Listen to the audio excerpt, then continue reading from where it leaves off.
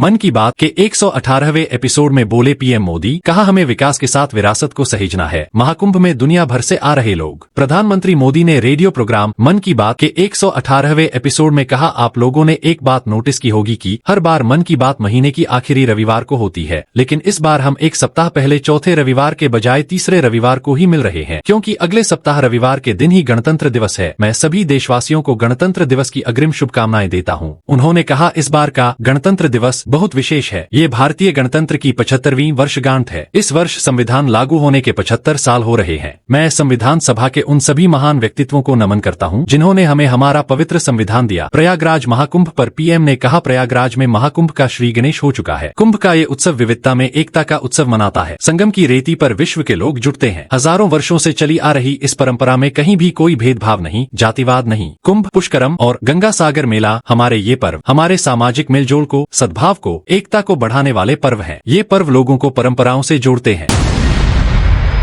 केजरीवाल बोले, केंद्र जमीन दे, सफाई कर्मचारियों के घर हम बनाएंगे। पीएम को लिखी चिट्ठी। दिल्ली के पूर्व मुख्यमंत्री अरविंद केजरीवाल ने सफाई कर्मचारियों के लिए घोषणा की। उन्होंने कहा, अगर केंद्र सरकार सब्सिडी पर जमीन दे तो हम उस पर मकान बनवाकर आसान किस्तों में सफाई कर्मचारियों को मालिकाना हक देगी। दिल्ली में जमीन का मामला केंद्र के अधीन है, इसलिए पीएम मोदी को इस संबंध में पत्र लिखा है। केजरीवाल ने कहा कि हम उम्मीद करते हैं प्रधानमंत्री इसके बारे में राजी होंगे, क्योंकि ये गरीबों के कल्याण के बारे में है और जैसा कि पीएम ने भी कहा है कि दिल्ली में कल्याणकारी योजनाएं लागू रहेंगी। केजरीवाल ने पिछले 2 महीने में 8 घोषणाएं की है। इससे पहले 18 जनवरी को ऐलान किया था कि अगर चुनाव जीतेंगे तो दिल्ली में रह रहे किराएदारों के लिए भी फ्री बिजली और पानी मुहैया कराया जाएगा।